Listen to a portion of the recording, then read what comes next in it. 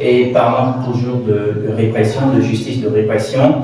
Et il y a quand même l'OCRC qui n'est pas prêt de chômer parce que ça travaille à l'OCRC 24 heures sur 24.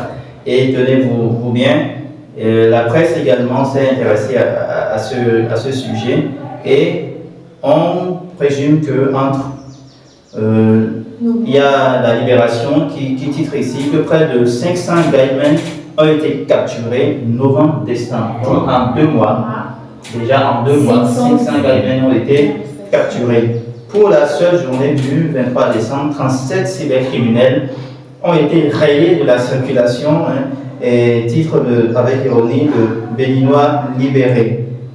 Et au niveau de la fiche du jour, nous avons 7 ans de prison ferme pour 21 cybercriminels. On voit quand même que la pratique à la peau dure. Qu'est-ce qui peut expliquer cela?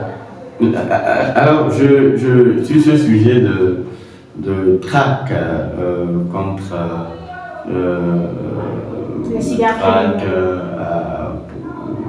la lutte contre la cybercriminalité, je crois que il faut régler le problème à la base. Appréhender les responsables, les syndicats, les cybercriminels, il faut les prendre, il faut les emprisonner, d'accord. Mais il faut surtout aller à la base. La base, c'est quoi? C'est l'éducation. Tout passe par l'éducation, depuis la maison, en passant par l'école. Parce que si vous apprenez à votre enfant que la vie est facile, vous lui apprenez le gain facile, la richesse, vous ne donnez pas des valeurs, vous ne lui apprenez pas à connaître les valeurs des choses au lieu des prix des choses. C'est différent. Quand votre enfant peut ramener une télévision, voilà, de à la maison, voilà. Et vous êtes très content. Il vous offre un téléphone portable alors qu'il ne fait rien, vous êtes très content, c'est vous qui l'encouragez. Alors, il faut régler le problème à la base. Un parent n'a pas besoin de faire des promesses à son enfant avant de l'envoyer quelque part. C'est son droit, le plus assuré de commander son enfant. Mais l'enfant va commencer à faire dire non, fais ça, je vais te donner ci, je vais te demander si sur ton petit déjeuner. Tout ça, on le fait, c'est banal peut-être, mais c'est profond. Parce que l'enfant est habitué. Parce que c'est ça qui va créer la production plus tard. Ouais. L'enfant ne va pas se contenter de son salaire qu'on lui paye déjà. Il va espérer qu'on lui mette quelque chose sur le dossier pour que le vent ne l'apporte pas. C'est comme ça. Il faut aller à la base pour régler ce problème de cybercriminalité. Et je trouve un peu l'État même, c'est vrai, on s'est réveillé, mais un peu tard. Parce que quand ce phénomène a commencé dans ce pays, on les voyait sur des motos. Je ne sais pas bandé. On les voyait dans les bars, on les voyait dans les véhicules. On les voyait avec les jeunes filles, on les voyait avec les cheveux bizarres. Mais on n'a rien dit. Personne n'a rien dit. Ça ne gênait personne. Mais c'est pas aujourd'hui, c'est aujourd'hui maintenant qu'on sait. Donc c'est un peu tard déjà. Mais là, pour régler ce problème, il faut aller regarder 500. Novembre, décembre, déjà 500. On peut faire une moyenne de 250 par mois. Voilà. Oui. Vous voyez. Et la journée du 23 décembre, on en prend 37. Rien qu'à Cotonou. Avec tout ce qu'on a appris. Et même on a train de penser, il a agi en prison. Tout ça. Oui, parce que forcément, les gens attribués. Ça continue. Et là encore, ça va encore soulever notre problème. Le problème du chômage. Et là aussi, pour régler le problème de la cybercriminalité. Parce que quand on va les prendre en prison, j'ai déjà dit ça sur ce même plateau, que quand on les prend, ça ne doit pas s'arrêter là. Il faut travailler avec eux là-bas, psychologiquement et tout. Il faut travailler à leur réorientation sociale, l'insertion. Et quand ils vont revenir ici, ils vont faire quoi? Ce qu'ils savent faire. Voilà. Maintenant, si on doit leur changer de métier, on doit les convertir, alors où est le travail? L'État doit en même temps penser aussi à ça. Et vous voyez, dans le même temps, je vais pas dire l'éducation à la base, ça commence à la maison en passant par l'école. Comment on traite aujourd'hui les enseignants qui sont à l'école. Bien, on y reviendra, mais avant, les limitations. J'ai l'impression qu'on touche et qu'on abandonne les dossiers.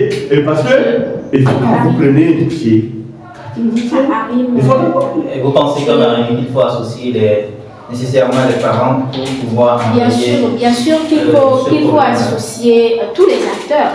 Parce que, comme Marie le disait tout à l'heure, l'éducation, c'est la base fondamentale pour régler ce problème-là.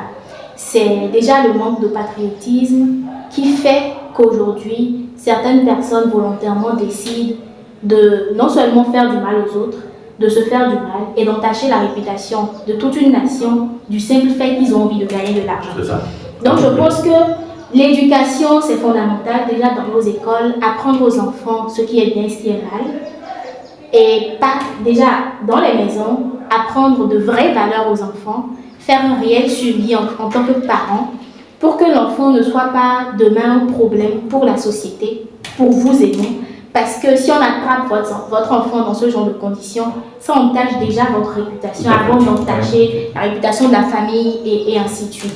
Et je vais encore insister sur un autre point.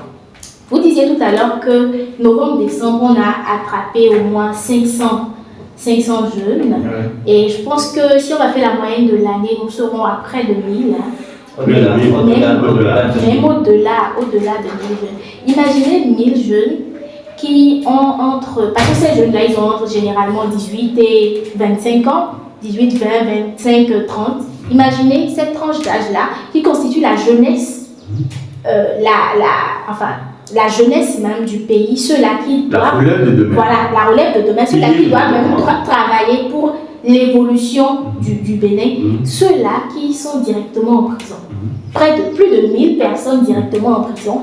Et ils vont purger leur peine, disons 5 à 7 ans pour certaines personnes, qui vont ressortir et devenir quoi? C'est là le réel problème en réalité. Parce qu'on ne le voit peut-être pas maintenant, mais dans quelques années, ceux-là qu'on va relâcher vont constituer de plus graves problèmes que ce qu'ils sont en train de faire maintenant. Aujourd'hui, ils sont juste derrière leur ordinateur et ils font quelque chose. Ça va devenir même des ils vont sortir, ils n'auront plus rien. Et de surcroît, ils n'auront aucun soutien de leur famille. Ils vont constituer une honte pour leurs proches.